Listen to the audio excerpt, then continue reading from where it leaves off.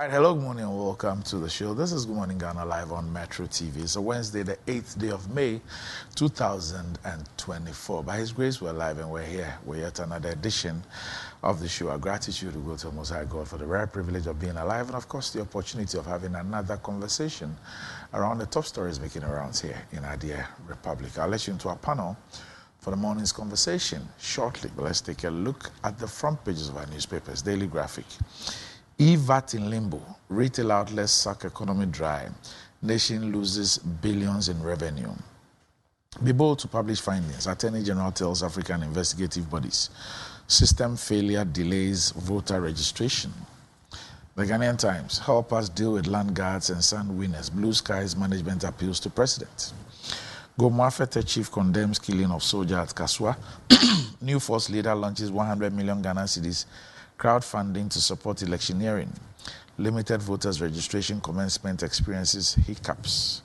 Stop premium undercutting to sustain industry. Commissioner of Insurance. Daily Guide. Mahama will run down Ghana. Nana, you have good policies. I have for chiefs to Baumia. Information Minister designate visits Daily Guide. Voter registration takes off after initial hitches. The New Crusading Guide. Disclose outcome of inquiries that exonerate public officers. AG task investigative bodies. Family of slain soldier demands justice as it observes 1 week rights. Baumia and economic revolution. Ghana's future lies beyond cocoa and gold. NPP Germany hosts Maiden International Nasara Conference. You can now use Ghana card to access medical care, says NHI boss. Go out and register. Kufuor encourages new voters. The Insight. Teachers suffering. Unions demand immediate payment of allowances by government. We are in deep pain and demand justice now, says family of slain soldier at 1 week observation. World Press Freedom Day 2024. Protect journalists and their sources from censorship, intimidation, and others. Bring back to government and stakeholders. Why Nigeria should not allow relocation of U.S. and French military bases from Sahel. The Herald. 80-year-old Kufuor, sleepless over legacy and immortality, labels Mahama a threat. Special prosecutor exposes AG and Ioko's deceptions, suggests Mami Tiwa didn't work on Cecilia Dapa's docket. National Peace Council compromised its neutrality at 2020 polls, says Asiedu Nketia, exonerates Pesa White and Rojo. GIPC financial woes blamed on mismanagement. Defense witness still dismantling Kokobo trial, challenges prosecution's description of Litovit. The Informer. Cecilia Dapa case, Yoko runs away. OSP sets record straight. Competence informed my choice, Baumia declares. I survive on golden stool, not bribe, Otumfuo proclaims. High taxes killing local and foreign businesses, government told. Serene Insurance touts achievements as fastest growing company. Outdoors new corporate cloth. The Inquisitor. Cecilia Dapa's investigation. The OSP exposes AG's lies. Soldiers killer is influence peddler. Has no links with IGP and others. Commonwealth regional anti-graft heads brainstorm in Accra. Kokobo trial. Dr. Atta was part of Craig's CTCM that passed Litovit as liquid fertilizer. Witness recount. UPSA names Professor Mensa Mauto as incoming Vice Chancellor. The Daily Statesman. Disclose findings exonerating public officers. AG urges investigative bodies. Ahafo chiefs endorse Baumia's policies. Ghana card now offers access to medical care. Dr. Ajiman to lead obesity discourse at European Forum. The Daily Searchlight. Depreciation. Did Baumia lie to Africa Watch? Ministry of Education presents laptops to the Ghana Armed Forces Command and Staff College. Ahafo chiefs back Baumia's policies. Ghana National Fire Service saves 5 stores from fire ruins at Abankesiso in Dunkwa-Onofin. Vice President Baumia calls for deepening of ties between Ghana and the EU to address crucial issues of mutual interest. Foreign Minister launches third Made in Ghana Bazaar. The Ghanaian Publisher. NPP loyal ladies prefer female as running mate. Iyoko fires another salvo at OSP. Ahafo chiefs endorse Baumia's agenda. I cannot hand over to Mahama, says the Kufuor. Muhammad Ali writes, the role of succession planning in promoting brand resilience, sustainable growth. The Accra Times, Sayo, pay Zoom Lion, workers cry out as they appeal to Nana Kufuor. At the commissioning of a PRT housing project, Bawumia extols Jinapo for his sterling leadership qualities. Paul Asikisimi goes home, the originator of Let's Solve It in the Busa Way. Hold government accountable for critical environmental issues, John Mahama urges media. The Custodian, I'll be a decisive leader, Bawumia assures Ghanaians, says Ghana's future lies beyond cocoa and gold. EC begins voter registration exercise. Establish local enterprises to replace relocated companies, AGI to government. The New Finder, network failure galore, prospective first-time voters disappointed. Bawumia's policies good for present and next generations, our for chiefs. President assures blue skies of government support. 2 busted for attempting to smuggle 130 bags of cocoa beans to Togo. The Daily Post, Mahama, Kwame Ga Atoklek, Tanko, support Volta NDC with 74 brand new motorbikes. Betrayal by Peace Council, gunshots at Mahama's office, Asedu Nketi on election 2020. Register and vote to change Ghana now, Alan Chermatin to Ghanaians. Kaswa shooting, Ben Lord ABBEY is a national security operative, court document reveals. And that's about it. For the front pages, we'll be back shortly.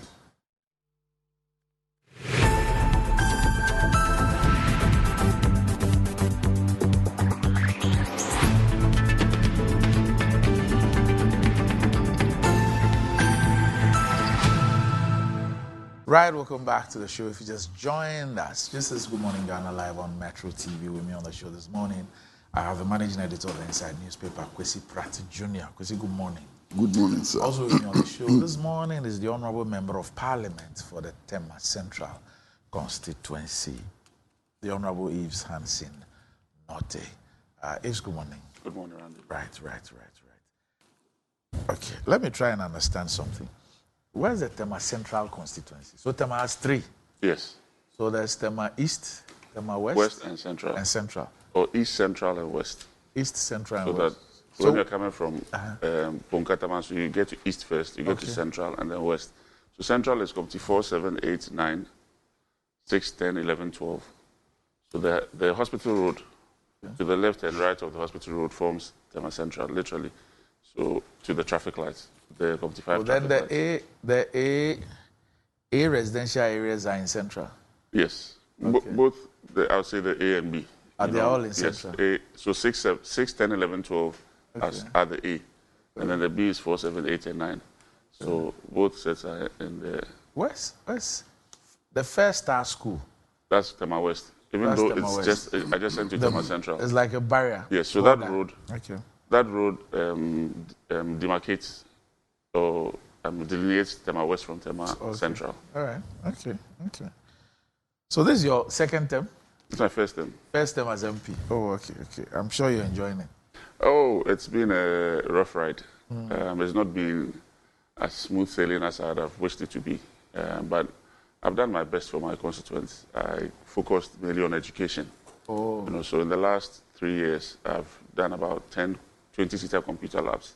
Okay. At different schools? Yes, 10 different schools. In fact, all my basic schools. My target was my basic schools. Okay. So I started with furniture because surprisingly, there were schools in Tema Central without tables and chairs. Yes. Some of our government schools don't have them. Tema? Yes.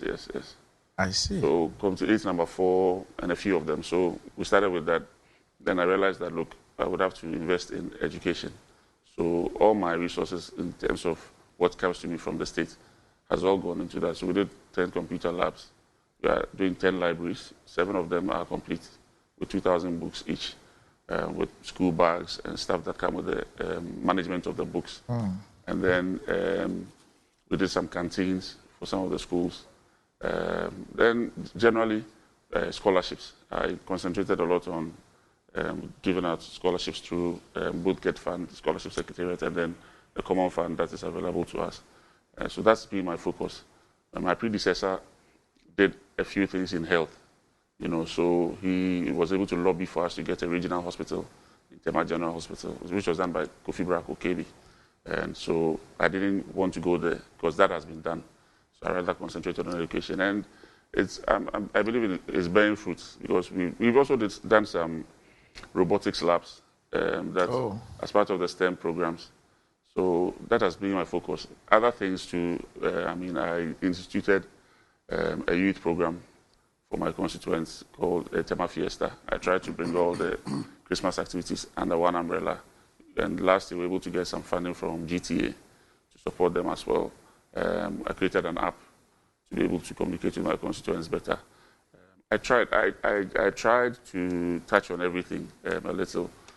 My market women, we're building a brand new market through Coda for Tema Central as well. So that's been a few of the things that I've been able to touch. Are you running again? No, I'm not running again. Okay. What we still have lacking is our roads. We need a little bit of touch on our roads, 7, 8, 9, and the light industrial area. So that's what I'm trying to glean from government between now and December. Once I get that one, I think I would have... But why did you make that transition? Because reading up on you, you were into business in the energy sector. Yes. Why did you decide to switch to frontline politics? I've always been part and parcel of frontline politics, okay. But on a very quiet side. I've been active in the MPP since childhood, but it's about decision making and putting yourself out to participate in the decision making process. Being in business, obviously, I come across other politicians and you see the caliber of the decisions that they make on our behalf, and sometimes you shudder. Sometimes you think that, look, you have to put yourself out there, because I always believe that we need a certain critical mass of people who are thinking alike to be able to move Ghana to where we want to be, It's not enough going to queue and vote, but the kind of people that you are voting for and the caliber of people that you are voting for also matters, because if the three of us are having a conversation, our level of conversation might be different compared to another set of three. So that critical mass is what I believe that we don't have, or our political class, I would say, is weak. So if I put myself up there, you put yourself up there, Uncle Kwesi puts himself up there, then we'll be able to get that critical mass that will let us jump the gun. I see someone like Uncle Kwesi has done this for like 50 years. Mm-hmm. I think his commitment is not because he makes money out of it, but his commitment is to see the change that Ghana or Ghanaians deserve. 7 days a week. Yes, these are things that inspire some of us. And we said that, okay, let's put ourselves out there, let's participate, let's bring our knowledge to bear, let us bring our knowledge to the fore, and then see how best we can help make Ghana a better place.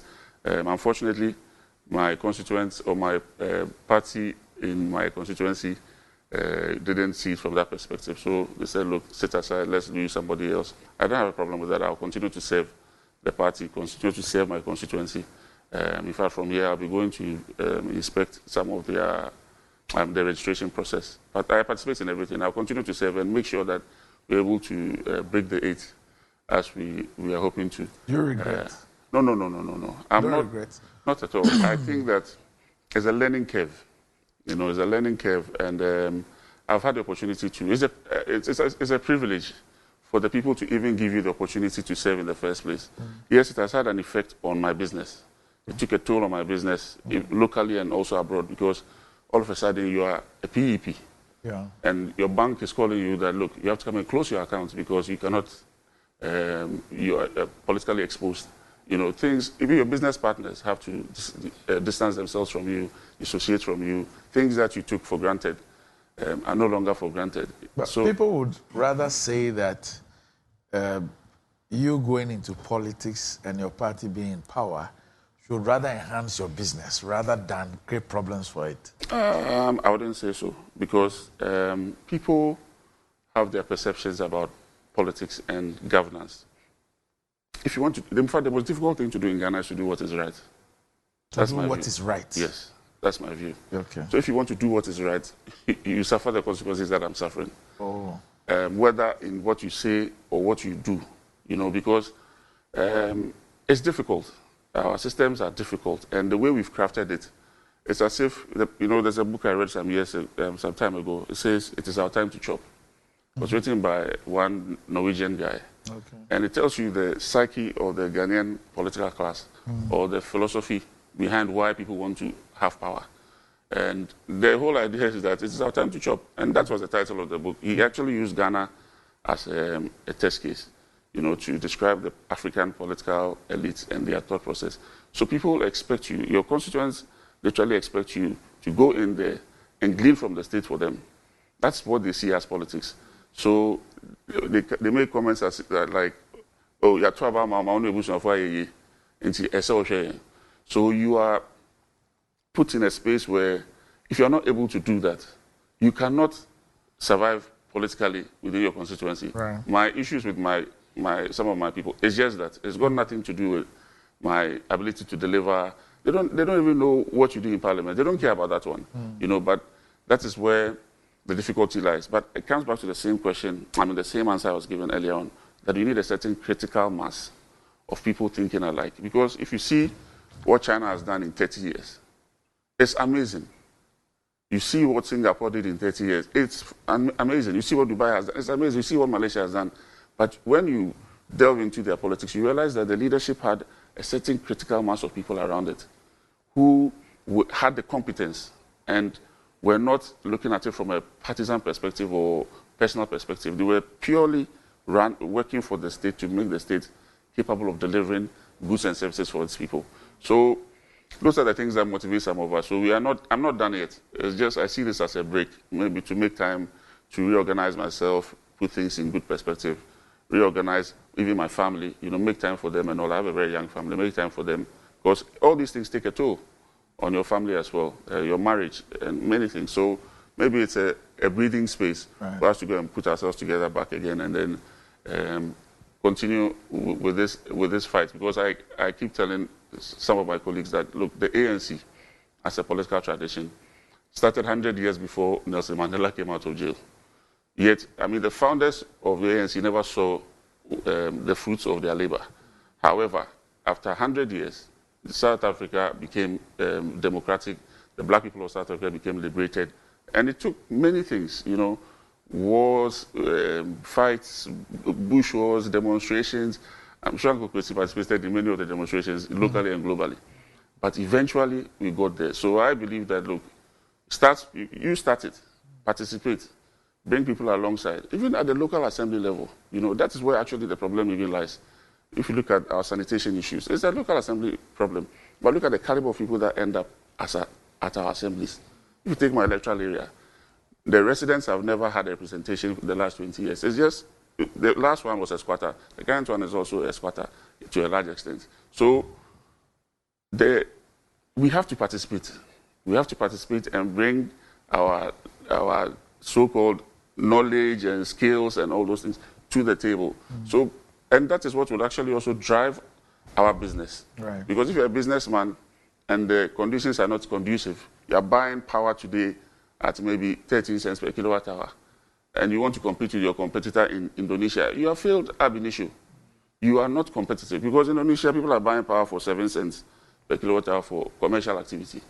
Indonesia, Bangladesh, Sri Lanka, China, So if people are taking decisions, that would, some of the problems we are facing today, even in our doomsor/non-doomsor situation, is based on decisions that were taken maybe 10, 12 years ago when we had the crisis at that time. Today, we are buying commercial power at 13 cents, twice what somebody is buying in China, or even in Bangladesh. So that person, if I was an investor and I wanted to come to Ghana or I wanted to partner with a Ghanaian businessman, my first question I would ask is how much are we paying for electricity in Ghana? And it will, even though our labor is very cheap, it will just, I'll write Ghana off and I'll go somewhere else. But it is because, in my view, the critical mass that we need in the decision-making space is not there. So decisions were taken that are today having an effect or a toll on our pockets. So those are the things that motivate me to participate. And that's why I say I don't regret. It's a fight that I'm committed to, to fight poverty and ignorance. And that one, we have to put everything into it. Otherwise, Africans will be second-class citizens of the world. You walk around the world and people will look at you and think that if you take a monkey away, this is the next thing that you see. So we are fully committed and wholly committed, as I say. Okay, all right. But if you're looking For a toothpaste that will take care of the entire family and save you some money, the recommended family toothpaste is KL 360 toothpaste. It's approved by the Food and Drugs Authority. KL 360 toothpaste provides you and your family with all-round dental protection throughout the day with freshness. KL 360 toothpaste is good for kids, children, and adults. Let your family be a proud family when they step out by constantly using KL 360 toothpaste. KL 360 toothpaste brightens your teeth, prevents cavity with its cool mint, gives you fresh breath throughout the day and protects the gum from decaying. For consistency and quality, use KL 360 toothpaste. KL 360 toothpaste is another product from Samara Company Limited, producers of Sasso. It's available in all supermarkets, malls, and provision shops. Call Samara Company on 0246 864798. KL 360 toothpaste, happy smile. And enjoying the fruits of your labor is as important as enjoying the mansions of your labor. The pains of climbing the stairs when not exercising could be challenging for all ages, but worry no more. Lift and elevators have got you covered with the best portable American pneumatic vacuum elevators on the market today. It's a simple self-supported elevator for both homes and offices, and guess what? It can lift your goods too. Wheelchairs can fit in, and they come in 3 custom-made models. It's affordable and can be installed within 3 days. Visit Lifts and Elevators at Sakumon or just call them on 0200 535 or 515 or send a mail to elevatorsgh@gmail.com for consultations and the best solutions in easy vertical movement. Wizzy? Yes, sir. You were not here yesterday when the limited registration exercise started, but at the end of our show yesterday, we had to even cross over to the old head office of the Electoral Commission, where there was some chaos there, and our reporter Zoe was there, where you had issues of the machines not. This was around 11 a.m. and they had not been able to even register a person, and then there were accusations of busing of persons from outside the district and all that. The NPPs urged the EC to promptly address the challenges encountered during the first day, and they expressed concern that unresolved issues could lead to voter disenfranchisement if left unattended. And the Director of Elections and Research of the NPP, Vance Namaku, said the EC must do what is right to ensure that all eligible persons be registered at the end of the exercise. Because today is day 1, and it's expected that all those who are of age, the EC must come clear to us and let us know what's really happening. I mean, as I said, we can't work out this situation where people have moved from their homes to registration centers only to be treated in this manner. It is the reason I'm saying that the EC must walk the talk and let us know what the challenges are. But the Director of Electoral Services at the Electoral Commission, Dr. Sribo Kwaku, has assured the public of a smoother registration process from Wednesday, May 8th. His assurance comes after some challenges experienced on the first day. He attributed the challenges encountered on the opening day primarily to internet connectivity issues. He noted that the EC had equipped its personnel with necessary tools such as turbonets and data, but encountered difficulties as some of these devices failed to function properly in the morning. He however revealed that by midday, most of the connectivity challenges have been addressed, leading to a significant improvement in the process. And he expressed confidence that going forward, such issues would be effectively mitigated, ensuring a seamless registration exercise. So he says, for now, everything is working smoothly. So going forward from tomorrow, I don't think that they would have the issue. Aside from the internet connectivity issue, there were no other issues. So now that the only issue has been resolved, we're going to have a smoother registration exercise tomorrow. Well, people were quite frustrated, especially because this was being done at district offices. So people had to move a distance. Some even wanted to do it early to go to work, and they had to stay in the queue till noon, 1 p.m. in order to be registered. I've just read a statement signed by Mr. Michael Buedu, Acting Director of Public Affairs of the Electoral Commission.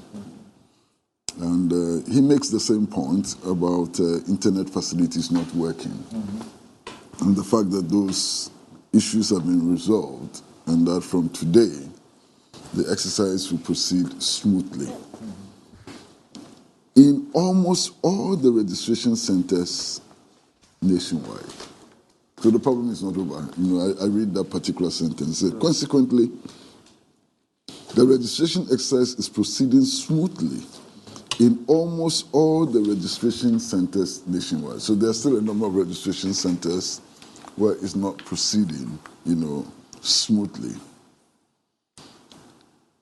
It is possible that the impact of this hiccup may not be profound, and that the issues can be resolved and people can come back and do their registration. That is possible. I'm yet to see anybody who is arguing that the impact will be so profound as to substantially, affect the process. But be that as it may, there's one complaint that I think we should take very seriously. And that complaint relates to the busing of people to register. I mean, that clearly is manipulative. You understand? If people start busing people to register, then there's a problem. And perhaps we need to take measures to stop that, because that clearly is manipulative. The registration of voters should be done at best at the individual level. You've come of age, you want to register to vote. When registrants are organized and bussed, then there can be a problem. I'm not saying that by itself is a problem, but you can suggest very strongly that there is a problem. Again, reading through all the statements that the EC has made, the reason for the internet failure is not stated. Could it be the results of power outages? Maybe not. Defective machines? We don't know. So sometimes I think it's important that the EC and public institutions, are very clear in their communication. What really happened? We don't know. Is the internet connectivity? Yeah, but what caused that? We don't know. You understand? Now, just imagine that some of these things were to happen on election day. What would be the consequences and so on? So I think the EC should get its act together and begin to do things which assure us that elections and other allied functions can be organized smoothly. Of course, if you had a situation where by 11 a.m. people are unable to register, that would be chaos. Of course. In fact, it could degenerate into something else. No, register, vote. Yeah, I mean vote. Yes. It could be something else. Yeah. So I think that the EC should get its act together and it should begin to address these challenges. I don't know if they did pilots, but in all instances, I would suggest very strongly that they do pilots. I'll be surprised if they did it. So that we can see some of these problems ahead of time. The technical team of the EC should act, expeditiously to enable us know what some of the problems may be ahead of us. Already there are a number of problems that we are grappling with that we haven't solved. So-called missing, equipment. BVDs have not been resolved satisfactorily yet. The money is petition strategy. Yeah. I read that petition yesterday. There is also the problem of card-bearing party members, serving on the EC at various levels. We haven't resolved that quite well yet. There's an issue of ungathered statements from officials of the EC, which we haven't sufficiently addressed and so on. Now, if you're going to add this, that's chaos.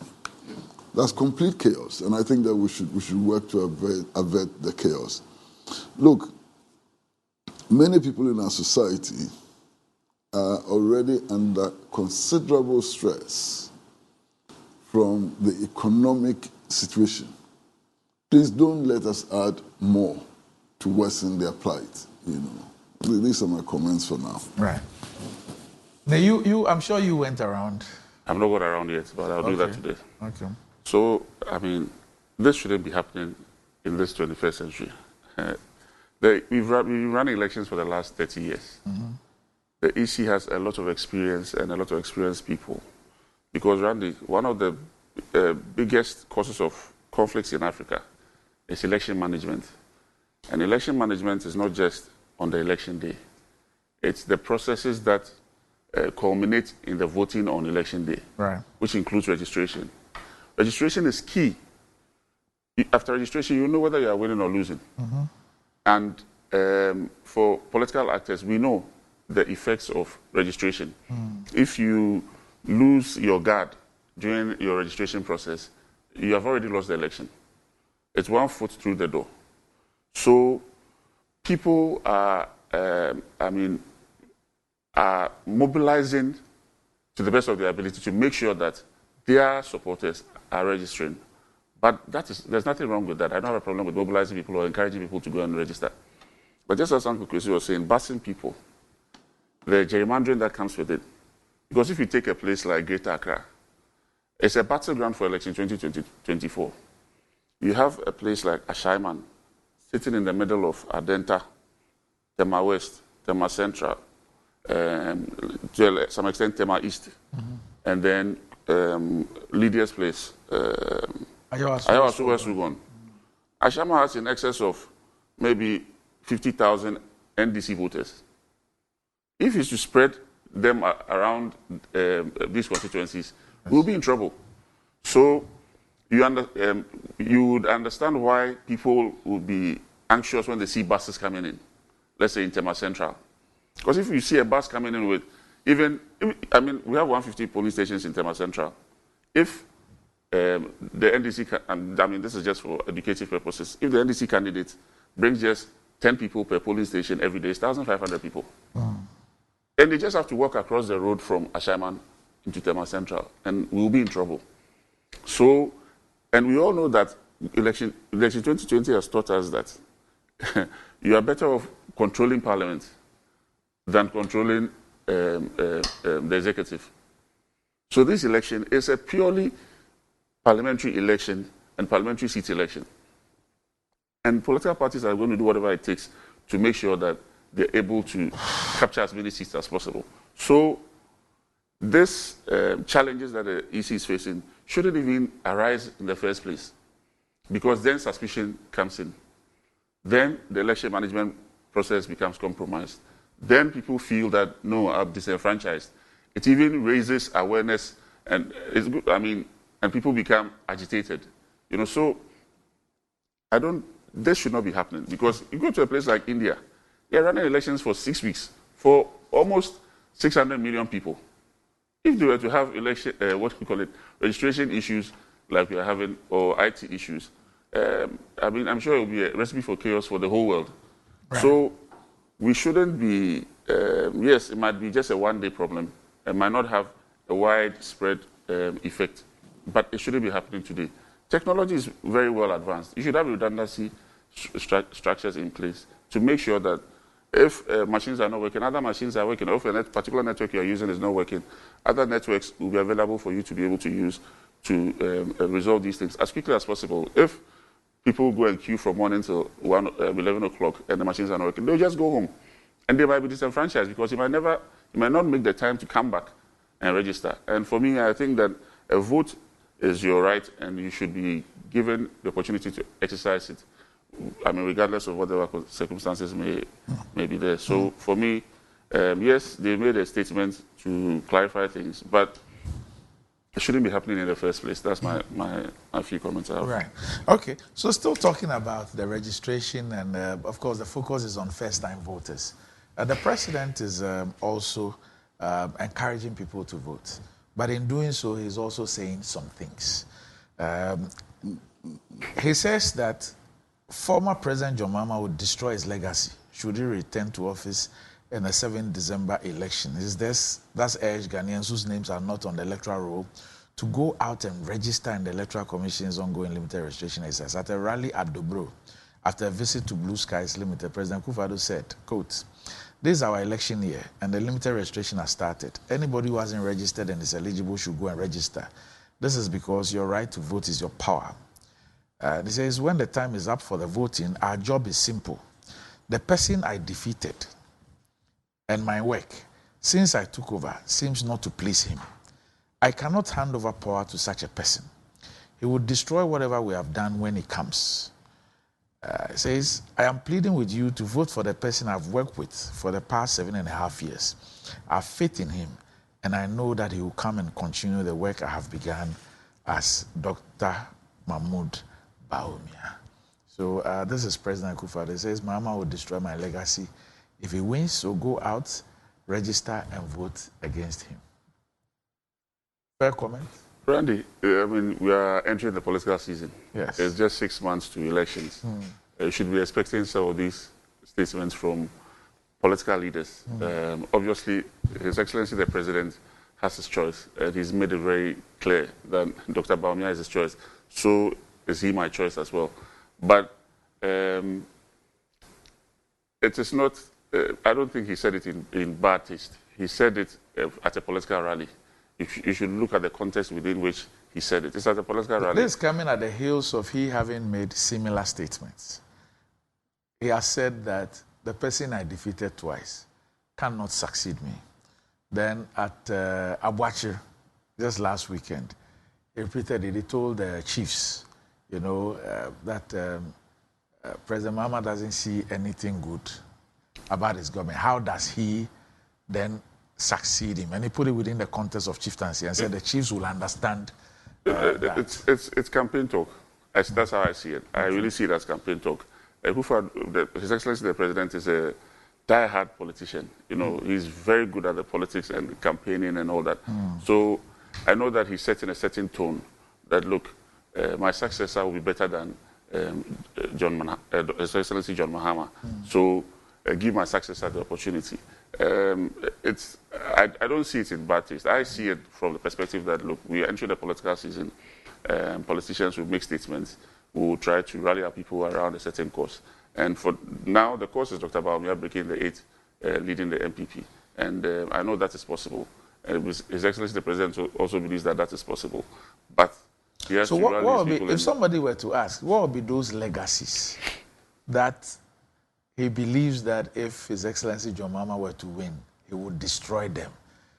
What are those legacies that he believes that Dr. Bawumia must be voted into power to continue?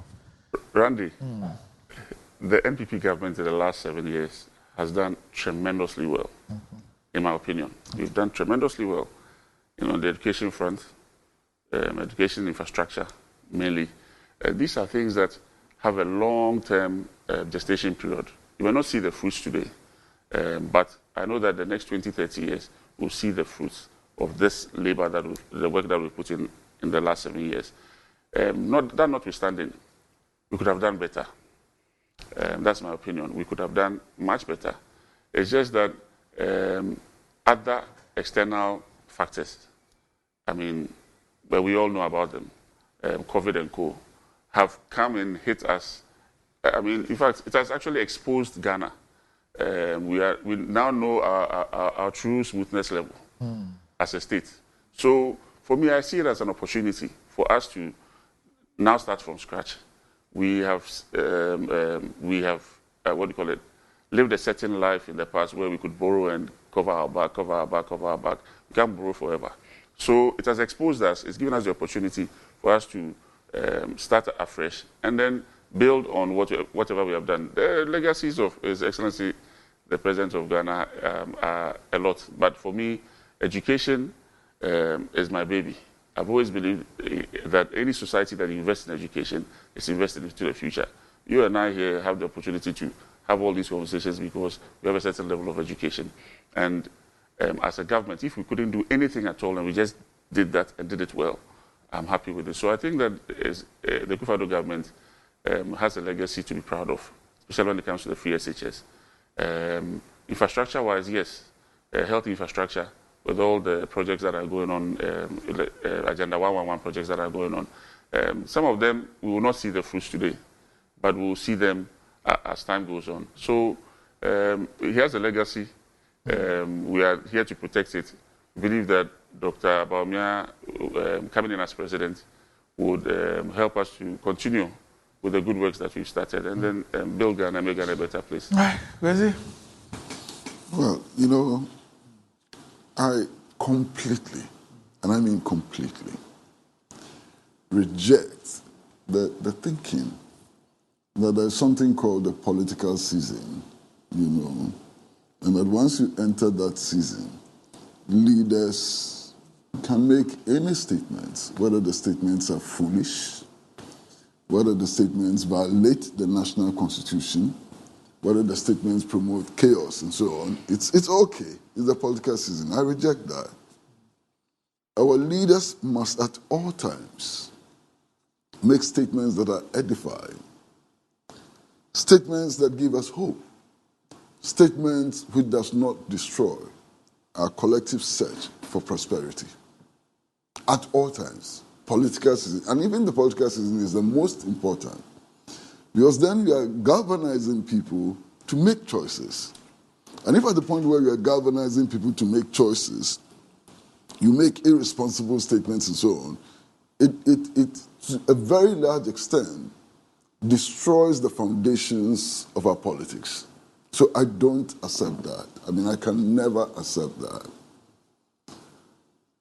Now, we are talking about legacies also here, you know, and yeah, my friends in the New Patriotic Party like to talk about the legacy they are leaving in the educational sector.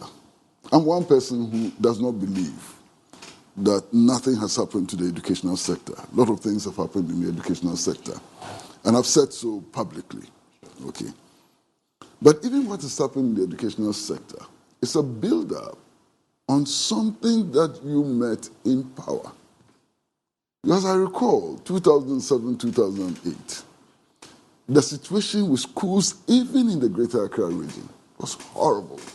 Especially with the 4-year. Exactly, schools under trees, the shift system, and so on.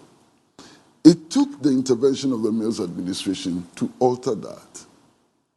Now, if you had met that situation, you could not have made the progress that is claimed that has been made in education today.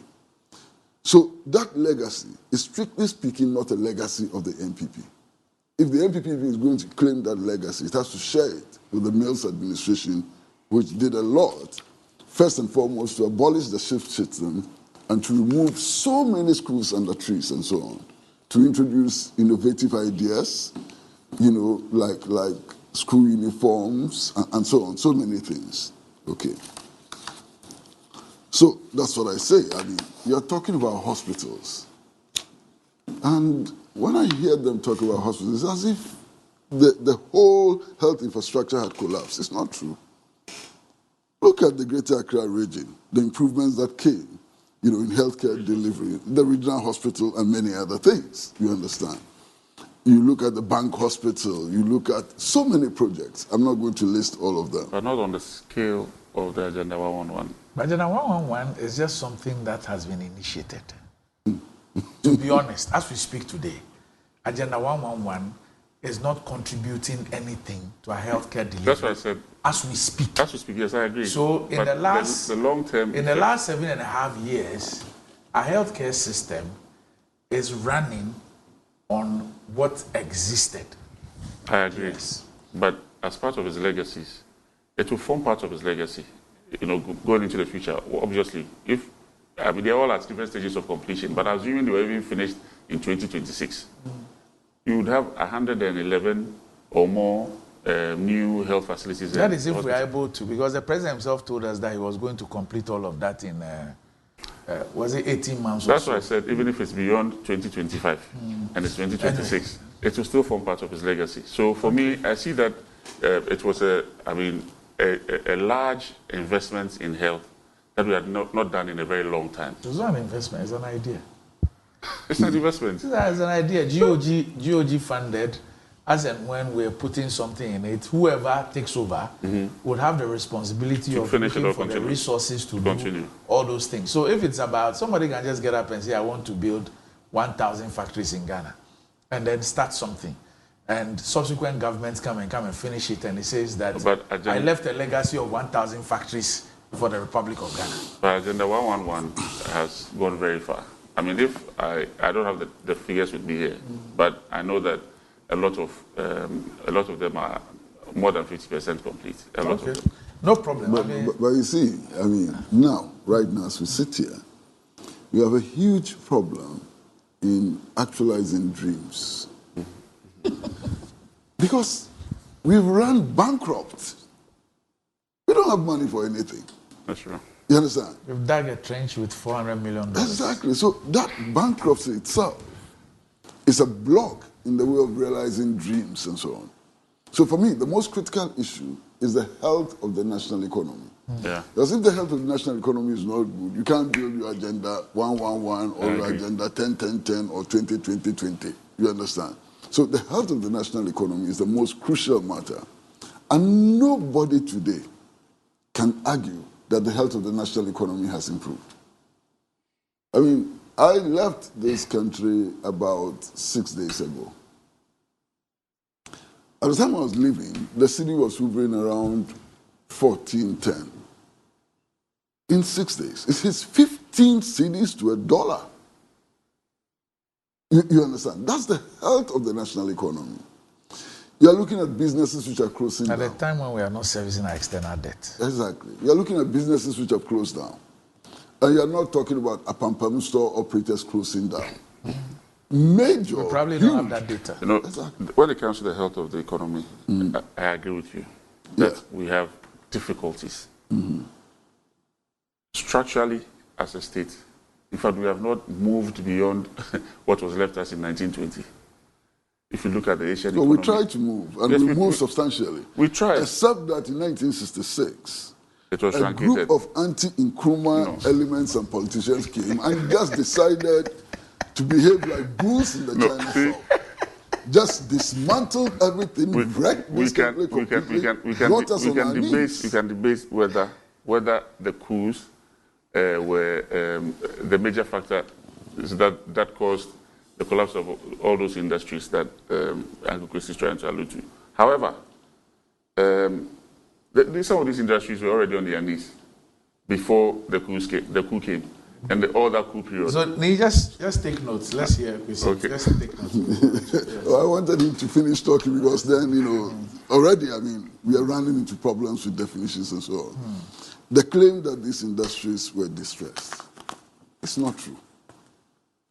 Because those elements who overthrew Nkrumah and came to power later and appear to be in power today, we're looking at monetary profit, the accumulation of monetary profit, to make their judgments. But you and I know that social profit is also generated. Sure, with industry. And in many instances, the generation of social profit conflicts with the generation of monetary profit. It conflicts in many instances. So we need to ask the fundamental question, what were those industries set up to achieve? Were they achieving those objectives? Did they serve a purpose in the dream of import substitution and so on? These are the critical questions. So it is not just sufficient to say that those industries were distressed. What measurements were we doing in order to come to the conclusion that they were distressed and so on? Now, back to what the president said. I don't want to lose track. First and foremost, it is clear that if the Constitution is working, if the Electoral Commission is doing diligent work, if the security services are working properly and so on, the president has no locus when it comes to determining who takes over from him. That is the preserve of the people of Ghana. So when he comes and makes statements like, I will not hand over to so and so and so and so on, it's not just offensive, but it amounts to instigating an insurrection. Clear instigation of insurrection. You understand? What if the people of Ghana disagree with the president? And he's only one out of 32 million people.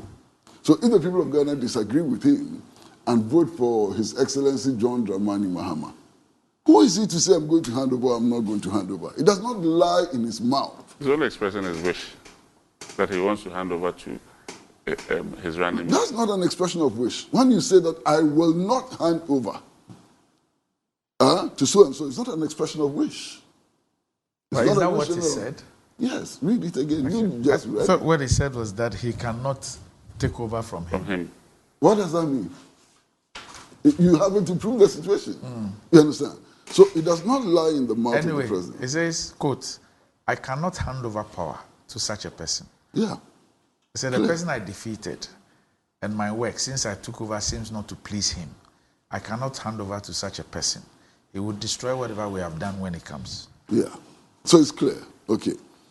Now, listen, if presidents before His Excellency Nana Kufuor were to talk and act in the manner that he is, he would never have been president. Because he was even defeated in the primary. He was defeated in the primary by President Kufuor. So if President Kufuor had said that I would never hand over to somebody I defeated in the primary, would he have been president?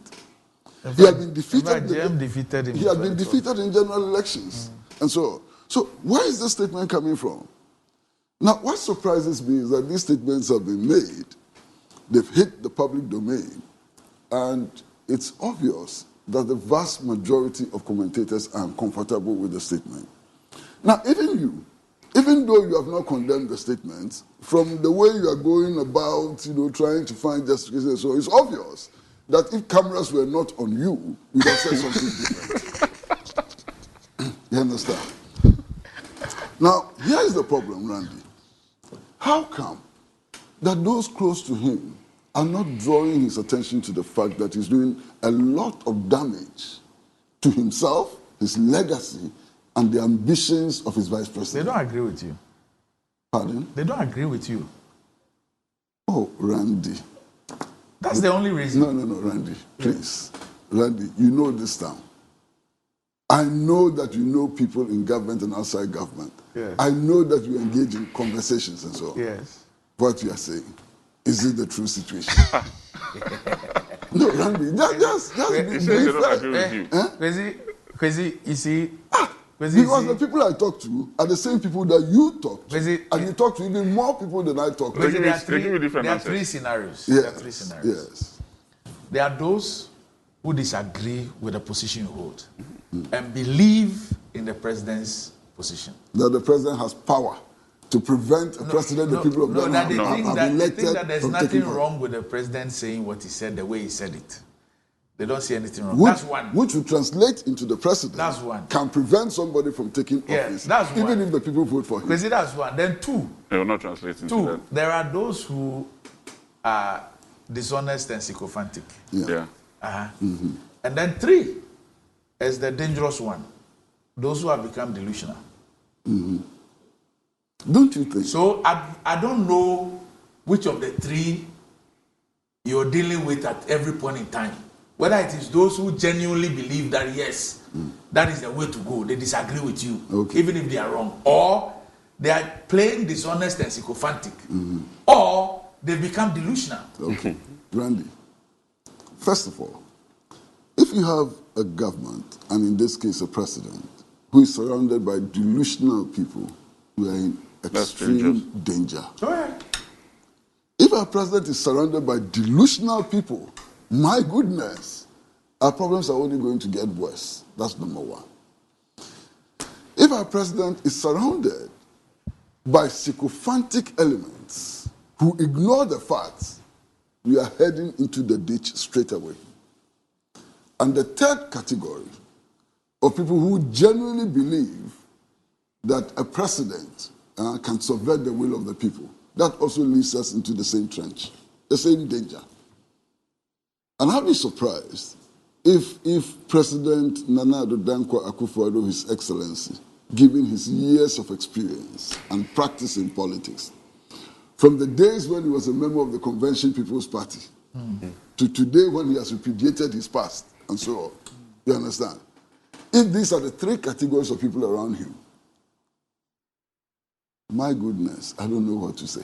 Okay, because I don't know what to say. I guess both of you speak far better, or understand tree far better than I do. Okay. That's why I fact that my mother is Fanti. My Fanti is not good.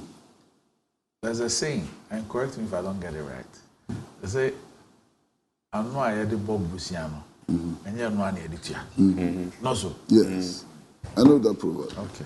I know that proverb very well. Okay. But that proverb is problematic. That proverb... Well, maybe it's only explaining, that proverb is only explaining a situation or fortifying a reality. Yeah, but I don't think that we should be throwing about proverbs which explain or fortify dishonesty. Yeah. Because that problem really is describing situations of dishonesty. Yeah. Exactly. And there are many other problems. That you go begging when with you want a something, different tongue. Yeah. you go Yeah. and you're begging and you're pleading Yeah. and all that. Yeah. And then after you've had it, you now begin to wear an emperor's robe and act like an emperor who surveys all and speak in that manner. Exactly. Yeah. I hope you understand. Yeah, but that's the problem. Yes. And there are many other proverbs which are problematic. For example, this proverb which says that if you are looking for power, you can sell your mother to get the power. And that after you've got the power, you can accumulate enough to go and take back your mother. To go and take back your mother. That's a big, useless problem. It's a problem that does not drive the national development effort. It's a problem that does not, promote values which can move us forward and so on. So I reject those proverbs completely. There's even a more horrifying one. I'm sure you would understand. Bronyani John. Yes, I understand. Bronyani John. It's like and I say this. Yes. And I cringe. You understand? Yeah. So a lot of these proverbs, some of them really are not proverbs we should be repeating in the public space because they don't help us in any way. But I think the president needs to be reminded, perhaps in the strongest possible terms, that the subversion of a will of the people comes down to a subversion of the national constitution. Yeah, that's consequence. And the penalty for that is not something that I want to repeat on air. The penalty for subverting the constitution, for subverting the will of the people, is something that I cannot say, but everybody knows what it is. It's the severest punishment you can get in the world. The most severe punishment you can get in the world is for subverting the will of the people. In any case, subverting the will of the people is possible only if the people allow you to subvert their will. If the people of this country decide that nobody will be allowed to subvert their will, nobody can subvert their will.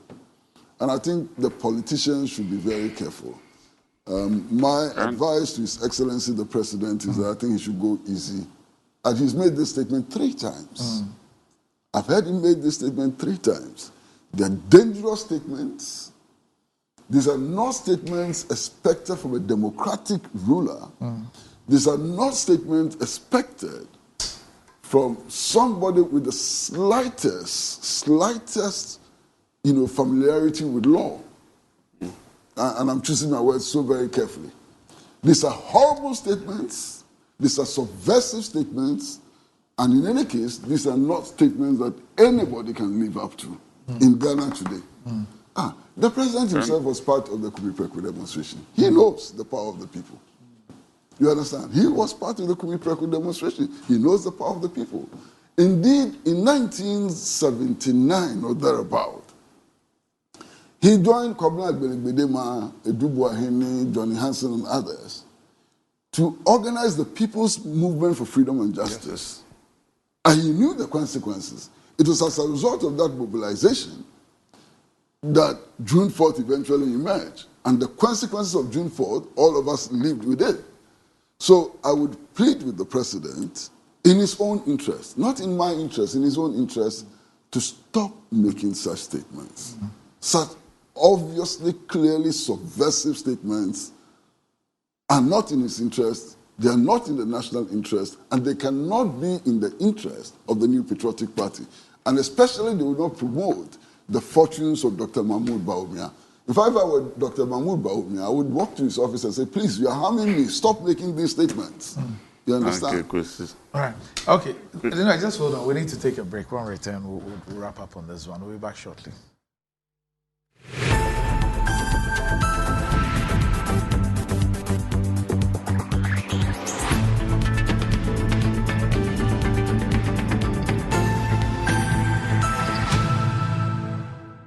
Right, welcome back to the show. If you just joined us, this is Good Morning Ghana Live on Metro TV. Still with me on the show, I have Kufuor Jr. and the Honorable Ifs Hansen Norte.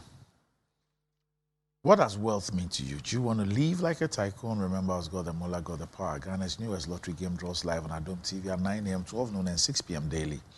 Now pick up your phones, tablets, and computers and download the Game Park Games app on Play Store. You can also play on the website at www.gameparkgames.com or by dialing *946# on our networks. Just choose 4 numbers from 0 to 9. It's easy to play and easy to win. Charlie, make we play this game and make some mola. Nobody beats our odds in Ghana. Game Park Games, more mola, more power. This game is regulated by a National Lottery Authority and is not for persons under 18. Play responsibly.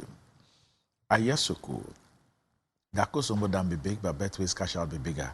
Betway is giving you more control over every thrilling bet you place. Enjoy the biggest and most reliable cash out in Ghana on Betway without any hassle. Sign up today at betway.com.gh. Terms and conditions apply. It's not for persons under 18 and is regulated by the Gaming Commission of Ghana. Betway, get way more. And Blue Jeans energy drink has been on the Ghanaian market for over 20 years. We already know what it does for the body. It contains vitamins and nutrients like vitamin B2, B3, B6, B12, as well as taurine and guarana, which are known to boost your strength and energy as well as promote high performance and endurance. Blue Jeans energy drink has been tested and tried. It's indeed the best. Blue Jeans energy drink is for bold and active men and women. So go on, grab a cold can and power your day. It's in shops nationwide.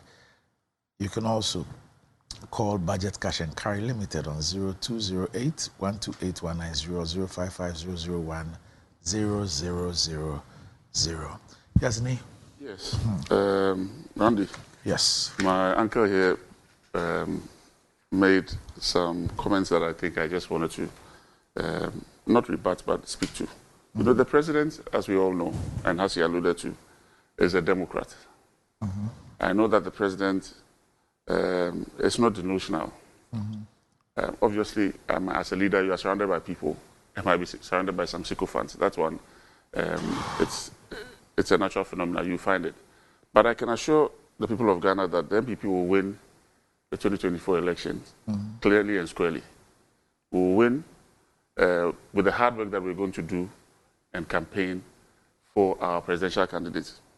And obviously, it's the EC that will declare who the winner of the 2024 general elections will be. And I know that there will be nothing subversive, nothing of that nature. We're going to work, campaign, sell our message, get the people of Ghana to buy into our message, tell them the truth. Where we faltered, we'll let them know. Where we think we can improve, we'll let them know. Where we think we can build on, we'll let them know. So that the people of Ghana make the right choice of voting electing Dr. Bawumia to be the next president of Ghana and form the next government in January 2025. That being said, having said that, Uncle Kwesi spoke about a conflict between social profits and monetary profits that the proponents of the 1966 coup may have destroyed. Well, I believe, as he spoke about import substitution, that's what I wanted to address. Import substitution itself has not been successful in many places all over the world. South America, Argentina, Brazil, they all tried it. Ghana tried it in the past. The whole idea is that you try and replace the things that you import with your own local production. Yes, logically it makes sense, but the truth is that if you look at countries like Japan, Korea, Taiwan, and co, they did what you call the export-led development. Export-led. So you do mass production so that your unit cost is very low, and then export. They produce things that they themselves don't use. Like Chinese and Koreans don't eat with spoons; they eat with chopsticks. But they're the largest producers of spoons in the world, just because they want to satisfy the world's market. Singapore, at some point in time, was the largest petroleum products marketer in the world. Why? They don't have any oil. They just had refineries that were refining and selling to the world. So that model has proven to be more successful. Taiwan has used it, China, Japan, today Indonesia, Malaysia, Bangladesh, they're all doing that. Bangladeshis don't wear Western clothes. They wear saris and lungi. But they're the largest garment manufacturers in the world, and it's employing over 80 million people. So that model that we ran in the 60s, yes, we built some industries, they seem to be thriving, but they were not going to survive the long haul. We've seen that export-led development rather survives the long haul. Today, China, we all call China the factory of the world. But if you go to a place like Vietnam, I was there last year, and I was shocked. Everything is made in Vietnam. And if you see the kind of infrastructure that Vietnam has today, I mean, you'll be surprised that, I mean, the Vietnam I knew of or was thinking of was the war-torn Vietnam. When we were growing up, Vietnam was like the Afghanistan of today. I mean, after 30 years of war. Today, when you go to Vietnam, the kind of infrastructure that they have there, you cannot find it anywhere in West Africa, maybe South Africa or Southeastern Africa. So, and they've all gone this path, export-led. But Ni, have you looked at it from this point of view? That if an economic model in the 50s, if in the 50s, you were looking at self-sufficiency and import substitution in the 50s, it is easier for you to transition from that to an export-led economy. Transitioning from that, than, because my point is that you cut off something without a plan. So with import substitution, yes, you're saying that, for example, rice. Yes. You want to produce rice in Ghana for 80 million people. Your unit cost for that rice will be higher than somebody who is producing for 110 million people. So a country like Vietnam is producing rice with the world as the market, not Vietnam as the market. It's the world, including Ghana. So he says, produce 100 million bucks. I'll send my diplomats to go and negotiate and make sure that you have preferential trade terms with these countries so that you send your rice there. So Ghana, we sit, or West Africa, we sit. Vietnam produces rice. And Vietnam's target is to feed Africa. It's not to feed Vietnam. The excess Vietnam will consume, but, or if they don't have anybody to consume, it will be there. But what they have done is to take advantage of the global market as their target is the global market, not their internal market. So the unit cost is always higher when you do import substitution, whether it's poultry. Look at Brazil and poultry.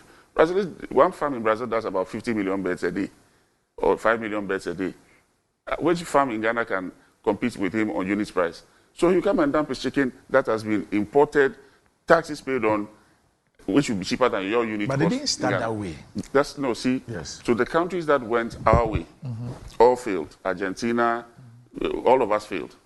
The countries that went the Japanese way, who copied from Japan, because when Japanese industrialization moved a notch higher, they sent all this low-key manufacturing to Korea. When the Koreans went a notch higher, they shifted it to Bangladesh, Sri Lanka, and co. When today, they have, some of them Japan has moved all its electronics to Vietnam. South Korea has gone a notch higher and has moved all its electronics to Vietnam. You know, so it will follow. Obviously, there are other factors that support that: cheap labor, access to energy. You know, our labor is even way cheaper than theirs. So I was doing a comparative analysis recently. We are paying our people $1.20 per hour on the average. They are doing $2.99. China is doing $6.99. So our labor is even cheaper, but obviously our power is not cheap. So it doesn't attract the kind of investment that you need. But the unit cost of production in those models makes their produce competitive. And you'll be surprised that the countries that, when we were joining the WTO wholesale hook, line, sinker, some of them restrained themselves, tried to build internal capacity before they joined. So look at when China joined, look at when Vietnam, look at even Ethiopia when they joined.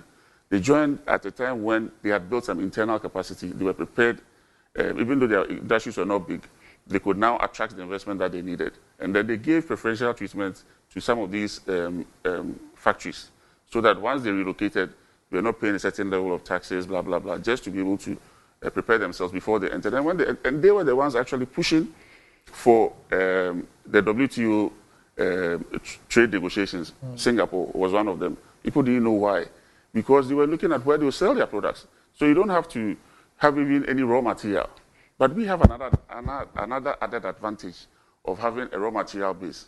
And that's what I keep saying, that Africa has that. I mean, we have such a great opportunity. You know. So what's the strategy behind 1D, 1F? 1D, 1F, it looks more like import substitution and support for existing industries, because that is what we have actually been, apart from the 100 and something companies that have sprung up. The majority of them, if you see what comes to Parliament, is to support existing companies to expand and maybe employ more. But for me, ideally, we should have targeted like the Koreans did.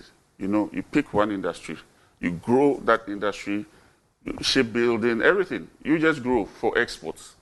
Just grow for exports and employ our people.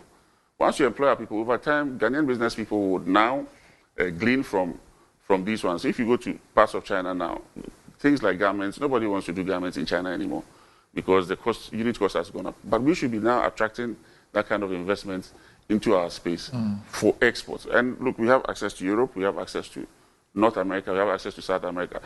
All these West Canal problems that they are having, we should be taking advantage of it. And rather, in telling them that, look, relocate to West Africa, relocate to Ghana. It takes you 11 days to sail to Europe than 40-something days from China to Europe. And then we will do that backwards integration over time. So for me, I'm not, I'm an export-led development, you know. You belong to that school. I belong to that school of thought. Yeah, crazy. Well, it just happens that economics is a very complicated subject. And I've had conversations with persons who sometimes have or claim to have PhD in economics, and their views are totally warped. Okay. Now, if you look at the model that we are running today, at the simplest level, is not different from what you are suggesting. What are we producing cocoa for? We produce cocoa. We don't eat cocoa here. Yeah. Okay, so we produce cocoa mainly for the world market. Look at the devastating consequences of that policy for us. Okay, so producing largely or mainly for the export market is not always a sensible thing to do. Okay, if you take cocoa as an industry. Now, there's the example of Vietnam that we have given, and there's a very interesting history about the development of the Vietnamese economy.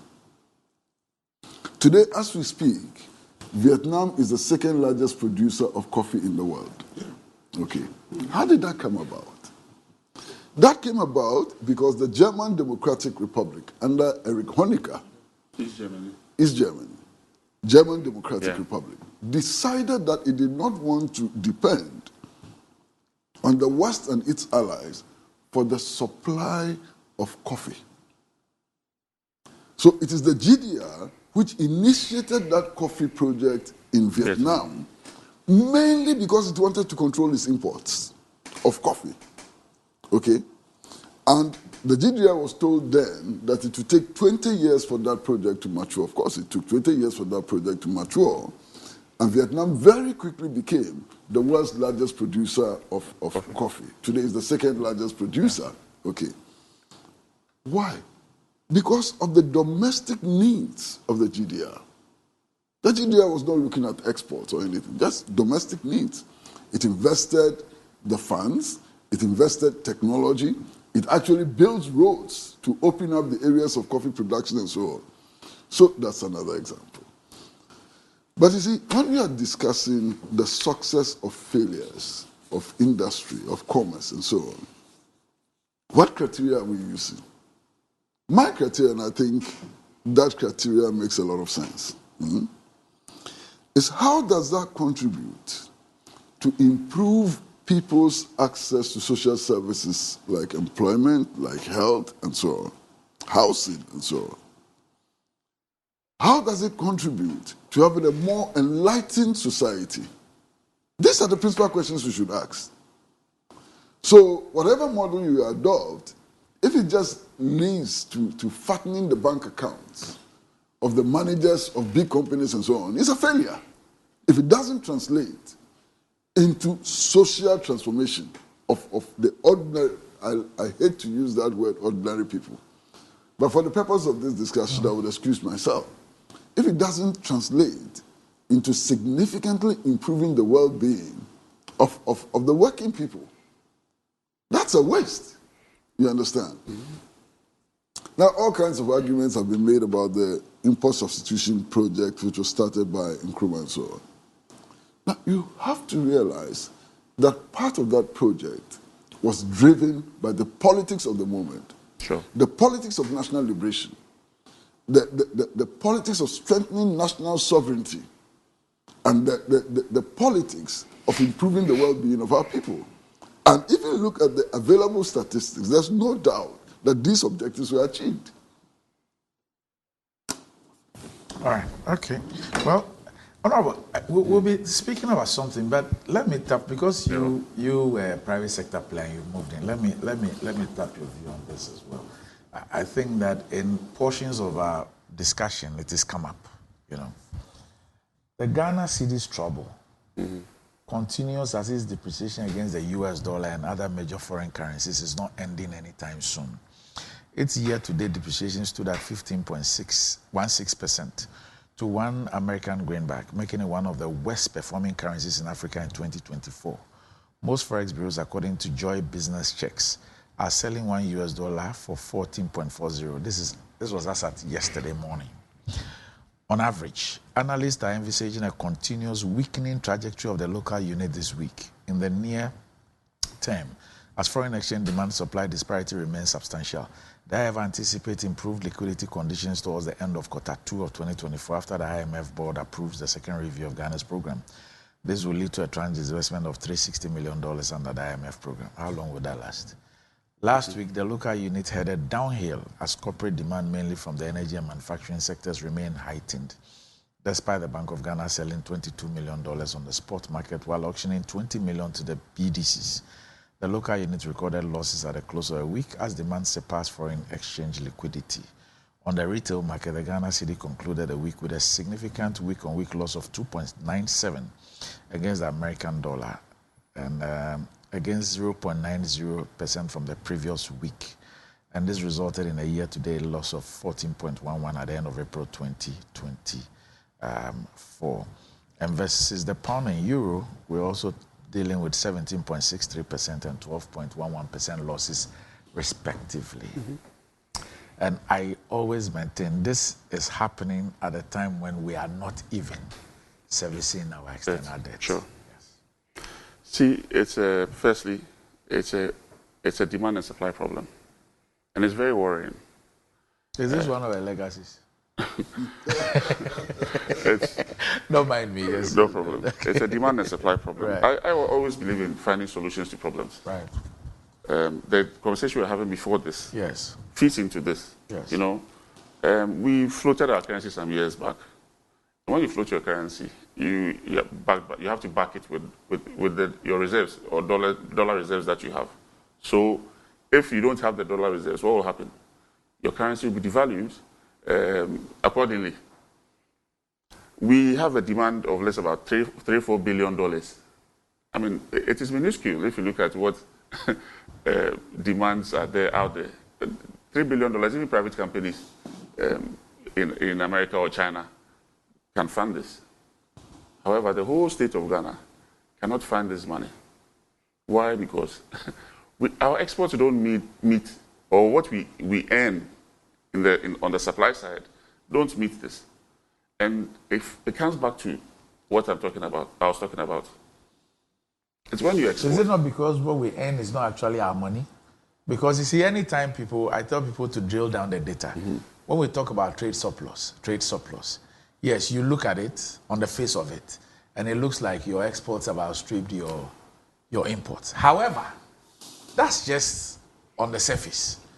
When you drill down the data, how much of that export earnings is actually coming into it? Yeah, exactly. Yes. So what I'm saying is that's why I'm coming back to the same thing. Right. If you depend on a single item like cocoa, where before and gold. Now gold is leading. Gold is doing. I mean, close to 50%. Even if gold was doing $10 billion a year for us, it's still a drop in the ocean. Last year it did about $7 billion. It's still a drop in the ocean. I mean, we have to be realistic. Malaysia, Thailand, they've all been through these difficulties before. In the 1998 crisis, they all went through these things. How did they solve these problems? They all decided to push their exports. But you cannot, the value of your exports, the value of your cocoa, your 1 year job with 60% of your population is giving you just $1 billion and more. Meanwhile, somebody producing garments is producing garments for even Gap. It's doing $2-3 billion. So you have to look at the value of your export. The value of our export is negligible, in my view. So if after 50-something years, we are still going to depend on gold and timber and cocoa, I mean, in fact, you're not doing anything. It's like Yambobra in quotes. So for us, how do we solve this problem? Solving this problem is to industrialize, push manufacturing, do whatever it takes for manufacturers to settle within your economy and export so that you earn that hard-earned currency that you're looking for. If your manufacturing is not strong, we will be running this cycle for another 30 years until we take that bold decision and draw a line in the sand and say that, look, you know what? We are going to focus on manufacturing, give them all the necessary incentives, encouragement, attract them. That's why you introduced 1D, 1F. Yes, but we discussed that already, and I told you that it has its own successes, and I have my own views about it. So I don't want to dwell on that too much. It's been a successful. If we're looking for solutions, let's look at them. Yes. I mean, what are those views? What is it that we should have done? That's why I believe that we should have targeted the investments, okay, to develop Ghanaian national champions, just like Korea did. Samsung, it was selling vegetables. Today, Samsung produces everything that you can think about. Daewoo, Hyundai, Nissan, all of them. These are deliberate policies to support indigenous investment or indigenous manufacturers to grow. Once you do that, or to grow and export, for me, the export is the most important thing. Once you export and you are earning the hard currency, which is dollar, you solve this problem. Because look, if the currency devalues by 50%, I remember when about 2 years ago we had a crisis and the cedi dropped from 10 to 18. Yes. I had constituents who are industrialists. They came to me. One Indian man, he was weeping. He had lost about $10 million in 1 week. Whoa. Of his capital. Yeah. And this is reality. Yeah. So I know larger industry. Somebody lost about 100 million Ghana cedis just on the currency devaluation. And I had to assure them that, look, calm down, and that the cedi will claw back. It's just a blip and it will claw back. So you don't go and buy any dollars. Just wait. And those who listen to me, or those who, listen to me, save some money. But this is a reality because it kills your purchasing power. It kills your capital. And the only way out, no matter what we do, is to industrialize, manufacture, and sell and export more. Because gold is not an infinite product. It will finish at one point in time. Oil is not an cocoa. Today our cocoa yields, yes, but the world market price has gone up. But look at our cocoa. We can take advantage of it. We don't have it. Yes, look at our cocoa growing areas. They are all gone. Galamsey. Yes, because the people don't see the value in farming cocoa anymore. So, I mean, it even poses a national security threat. This currency devaluation, it poses a national security threat because if the money in your pocket, the money is in your pocket, but you've lost half of the value in 1 week, you cannot purchase the same thing that you bought last week and go back home.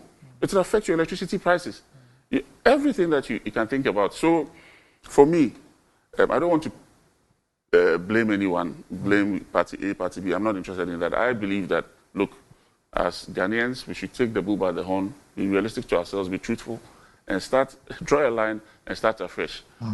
For me, I believe that, yes, these things have happened in the tenure of our government. However, we have what it takes to make that difference in the lives of the people of Ghana. And I believe that if we give Dr. Bawumia the chance to run the show as the president himself, we'll be able to make amends on some of these things. Okay. That's my view. Right. Busy. Ronnie, I don't know what you think of President Yoweri Museveni of Uganda. What I think of him? Yes, I don't know. And perhaps it's not even necessary. Yes. But I know a lot of people who think that he doesn't meet a certain democratic standards and so on. That's not the point. I've got a video of him explaining the African economic condition. And it's one of the best explanations that I've ever heard in my life. And Randy, I'm going to make that video available to you as soon as I get to office. I'll appreciate it. Yeah. What is our problem? The United States dollar, what backs it? Nothing. It's a fiat. It's just... The United States dollar is a piece of useless paper. It's just paper. In fact, if you think about the cost of printing currencies, yes, our currency costs more to print than the US dollar. Because basically the US dollar is 2 or 3 colors. So I was going to raise that issue. 2 or 3 colors. We have a multitude of colors in our currency. So it costs more to print the cedi than to print the US dollar. And once you print it, you make a loss. If you buy it, because you pay a price for it. So if it's 10 cedis and you print 10 of that, that is 100 cedis, unless even at $1. Once the money is printed, you lose that $1 off it. So it becomes... So what makes the US dollar so strong? It's not backed by gold, it's not backed by anything, just a piece of paper. It's backed by arms, strength, political hegemony. Political hegemony, yes, imperialism. Yes, imperialism. You understand? Political hegemony. So even at the economic level, the struggle is not just pure economics. You understand? At sometimes, you are dealing with political economy. Yeah. The level of your diplomacy, yeah, your influence in the world, yeah, all of those things affect the quality of your currency. Otherwise, the US dollar is worth nothing. You understand? But that's, just to cut you, but that's why some countries are really shifting and are buying a lot of gold now. Some of the gold that are being shipped out of Ghana, or the money that is coming from, say in Ghana, is coming from Asian governments, India, China, and co. Because people are actually hoarding gold now in anticipation that, look, we will dump the dollar very soon. No, the Russians. Yes, the Russians. How have they managed to defeat this multiplicity of sanctions that has been imposed upon them in the West? It's back to referencing gold. Gold, yes. You understand? Now, fortunately for us, I think today Ghana is the largest producer of gold in Africa. What are we doing? What are we doing? You understand? And you make a very important point. Gold is a non-renewable resource. If you dig it out of the ground, you can't plant it, you can't do anything about it, it's gone and so on. And that is why we ought to be a lot more sensible about how we exploit our gold and what we do with it. And not just leave it to the rampants like Galamsey and so on, you see. Unfortunately, we've run into deep economic crisis. We are not able to generate enough resources to sustain even our poverty. Yeah, we've come to the stage where we are not producing enough resources to sustain our poverty at this level. We are sinking deeper and deeper and deeper. And what solution do our leaders find? Go to the IMF. That's not a solution. Go to the IMF, which will just insist on continuing on the same old stupid path. So I think that, look, the time has come for a rethinking of the economy. Agree. We have to draw a line. Because without a fundamental rethinking of the national economy, the cedi will continue to perform the way it is performing. I know currency traders who hedge their bets from January that the cedi will drop. So, they short their bet and just wait for the cedi to drop to a certain level and then collect the as a matter of fact, because you know that it's going to happen. Another view of the show, Prosper, it says that Nino is solid, a little truthful than an average politician. Oh. No, but he still does his things. Oh. No, I mean, I think that he's very well informed. The Honorable is very well informed. I think that he does concrete scientific analysis and so on, even though occasionally that political thing creeps in and so on. But it's forgivable. I mean, how many people in this country do pure scientific analysis? Very few. So I think you deserve the commendation. I'm grateful. And I think it helps the discussion. But the point I'm making is that at the beginning of the year, those who predicted that the cedi would hit 15, they were seen as doomsayers. You remember the kinds of things which were said about them and so on. Now we are there. And we are not even in the middle of the year. We are in May. the early stages of May, we've hit it, you understand? And it's going to get worse. Now, I agree fully with Randy. All of these things are happening at a time when we are not paying our external debts. So if we had started paying our external debts and so on, where would we be by now? And those debts have not been forgiven. They're lying there. They're waiting for us. You know, does it even make sense, Kwesi, that in the report I read, there's a part that was missing, but that's what saddens me. That we are anticipating improved liquidity towards the end of Q2 when the IMF board approves 300 million. the 360 million. Yeah. What is $360 million? And we've been doing this syndicated cocoa loan. Even before you go for the syndication, they can count the number of trees that you have and your yield. There's, what do you call it? You use, now we've got into a point where satellites. Even the syndicated loan, we are scared. First of all, we struggled to even raise something small. Even the something small, we are scared to go for the second tranche because we don't have what it takes to pay. You don't have the means. That's where we are. That's where we have reached. You don't have the beans. That's the whole we find ourselves in. And the quantity of beans we produce is progressively getting down because of galamsey, primarily because of galamsey.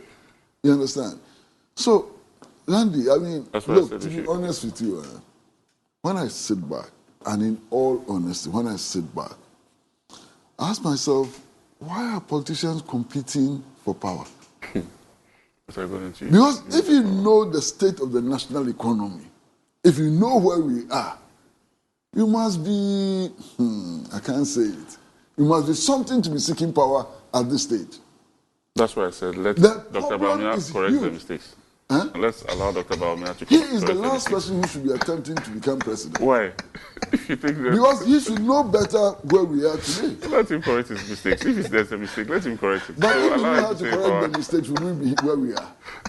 If he knew how to correct the mistakes, he was not at the helm of affairs. Now let's give him the helm, and he will correct the mistakes. When I see him saying, "Fasti Anumami," and so on, I'm beginning to wonder. I mean, doesn't he know this year? It's last year. Who wants to take this year? We did meet 7 years into waiting us. Master, we are in very deep crisis. So, I'm saying some of the things are so laughable. I mean, I do these social media things. I try to do them, especially WhatsApp. And I see some of the videos and so on. I was shocked when I realized that you were on WhatsApp. Yeah, my lips want to crack. Because there's this guy, MPP commentator, who is so busily talking about the incompetence of Mahama. And he's talking about the Saglame housing project. Okay. So this NDC chap just goes and takes a photograph of the National Cathedral. And invariably, the same amount of money that was used to develop Saglame is the same amount of money that has been sunk into the National Cathedral project. So the guy simply says that if you spend 200 million building Saglame, and your opponent spends 200 million digging this hole, who is incompetent? Okay. Maybe you can turn the hole into an Olympic pool. No. You cannot. You have to fill it with water first. And that's also additional expenses. See, Randy. Yes. On the National Cathedral, yes, I sincerely believe that we should have built a multi-purpose or multi-faith hall for the state. That's fine. Yes, I'm a Christian. I'm a Methodist. I'm active in my church. But I believe that Ghana must be a secular state. So if we have to use the state resources for anything got to do with religion, it has to have that secular nature. So I would have preferred that we did a multi-faith hall where everybody could go and pray. Or for national events, we could have that. But as we find it today, it's a cathedral. I mean, it's a... The president's... Honorable, it's not a cathedral. No. It is a hole. It's the president. It's the president. Is that not bigger than a hole? No. Is that bigger than a hole? It's a big hole. In fact, it's bigger than perhaps the biggest hole that any government has created in the world. No, see, if you have to build a 20-story building, you cannot build you cannot build a foundation like the way you build your home. So if you see that size of a foundation hole, it's because of the size of the building or the type of building that you're trying to build. That building which is never coming. It will come. When? Huh? It will come. When? It's a promise that the president has made to God. So the president who has 6 months to go home. Don't worry. But we approved. It was approved by Parliament, so it will come. We shall do it. But on a more serious note, God wasn't spared. Oh. No. On a more serious note, my personal view is that it should have been a multi-faith hall. Then that one would have warranted all the expenses that we are putting in, even as a state. Whether it was timely or was necessary, I don't think so, in my view, because we had the commissioning timeline has 2024 was supposed to be ready in 2024. Yeah, 6 March. Yes. It's gone past. Well, I don't think that once we've taken the steps to do it and we've spent almost $40-something million in there, we should be able to continue. But I believe that private church or private, what do I call them? Is it private churches or the Christian body in Ghana should build it for themselves and not the state. That's my view. Honorable, you know something?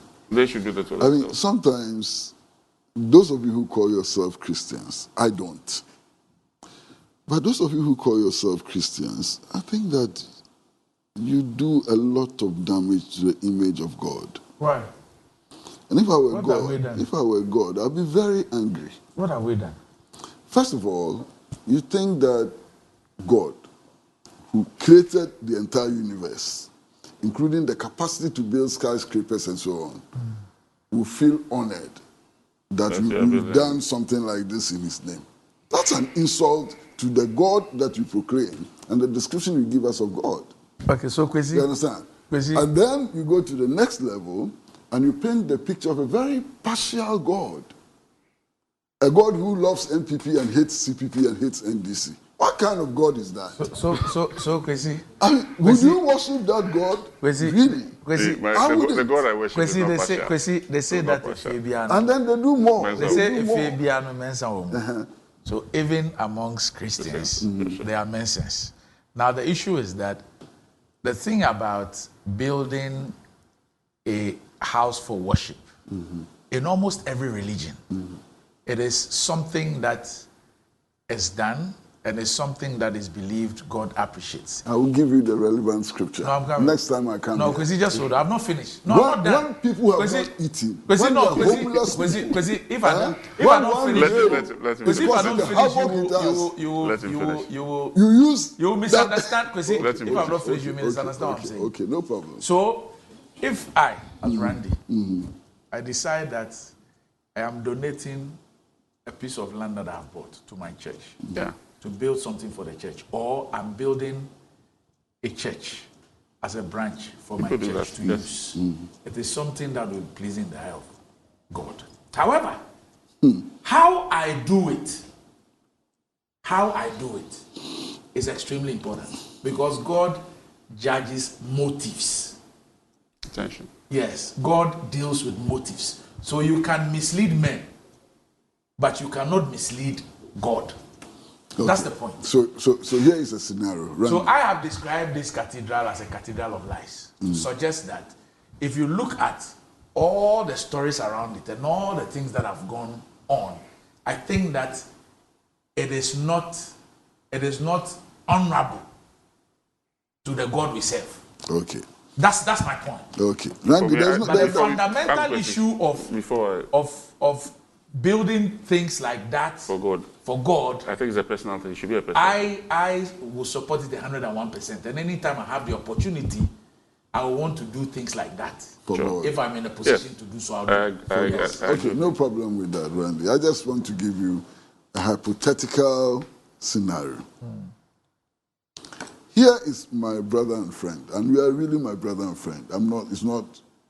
This is not for television. You're my boss. No, it's not true. But listen, you one day dream about becoming a president. Yes.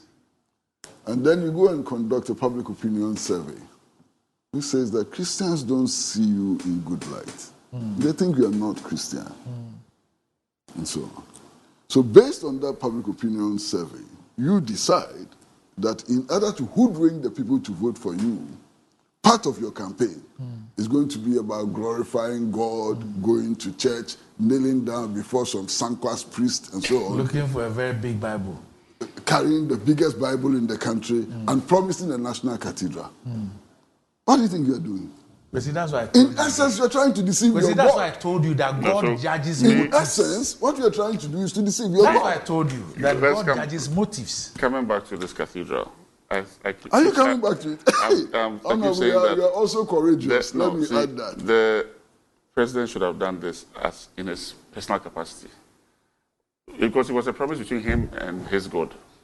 If you promise your God that you want to do something for him, you do it in your personal capacity, but not bring the state in. If you actually think that you can trick God, no, this because is what happened was attempting to trick God. For me, that's my only deviation.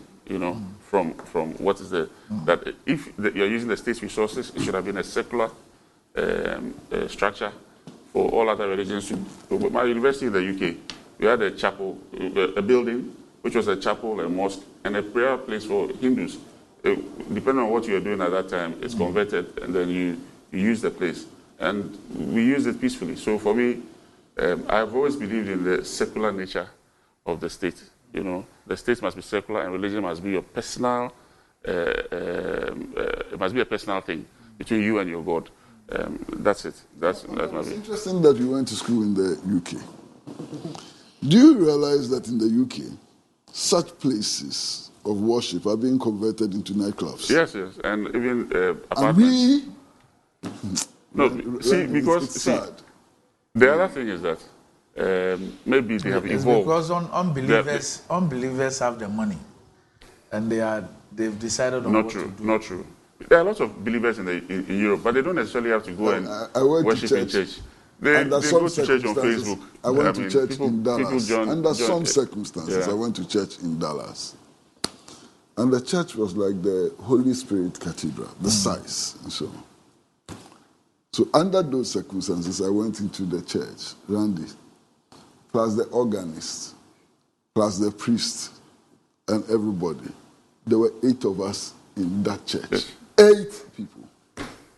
It's true. 8 people. Even if you attend an Anglican church in the UK, you just go meet maybe 4 or 5 people. But it doesn't mean that they don't have membership. The members are on Facebook. There's no problem. They're following the church on But Facebook. Our leaders think that the way to go forward, the way to become like Britain and so on, because that's what they want to be. I don't want to become like Britain. So it's to build cathedrals. You recollect the issue you raised about the currency and the cost of printing. Yeah. Both of you even alluded to it. So our friend Makojoba from the States, he sent this one. He says, here are some details about the cost of printing Ghana cedis.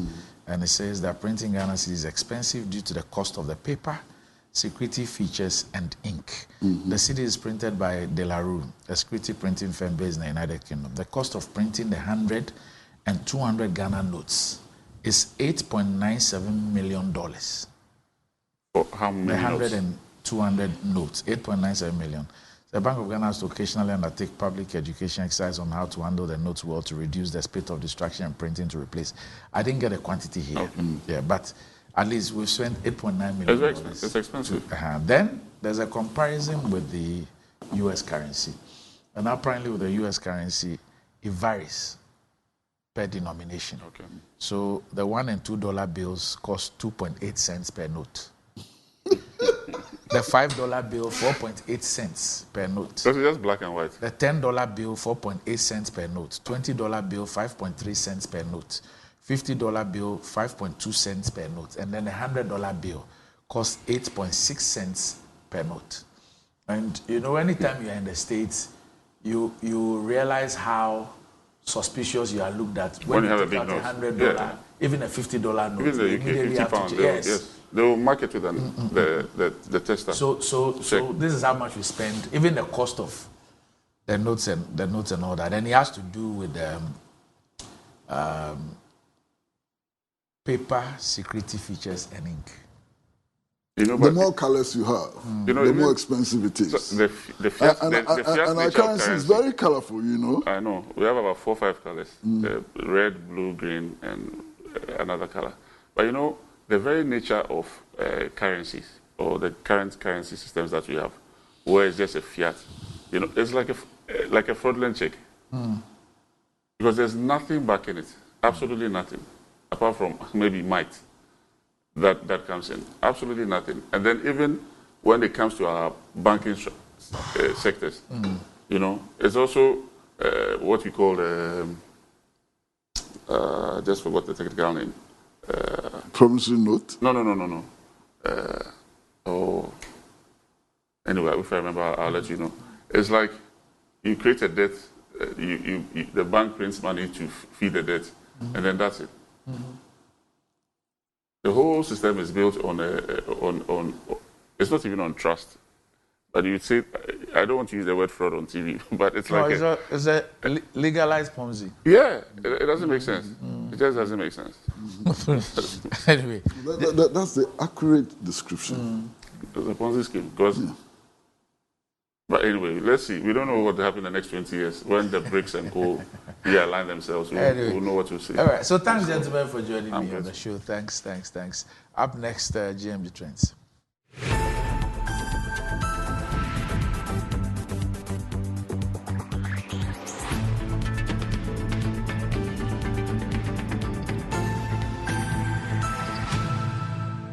Right, welcome back to the show. If you just joined us, this is Good Morning Ghana Live on Metro TV. Time to check out what is trending on social media with Desi, the star boy. Doc. Yes, sir. Indeed now.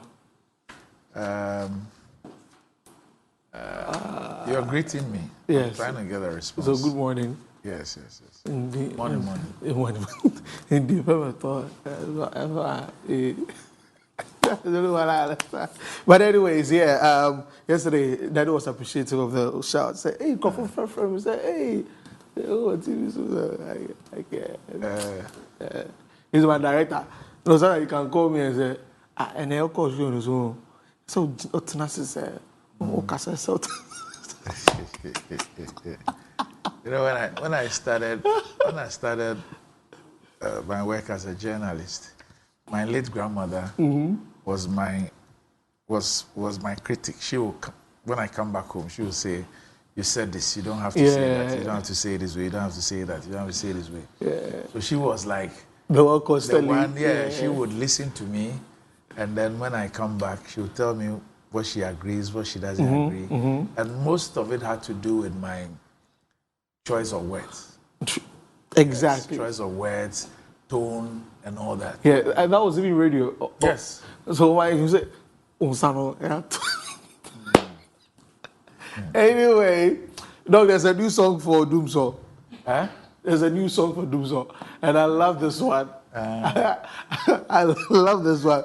I'll play it last, but let's begin with Cecilia Dapa because over the past few days, there's been a lot of, or even prior to that, there's been lots of back and forth from the AG and the Yoga. But and the a lot things of people that are happening in this country, you know, for the first time in my life, in the energy sector of Adumso, I see agencies trading accusations, as in Gridco and ECG. Then now, for the first time in my life, I see anti-corruption agencies trading accusations. AG, Yoko. OSP. Hey! No, see, hey, the agencies that are supposed to fight corruption are trading accusations. Trading accusations. Why the documents are not enough. So we can't work on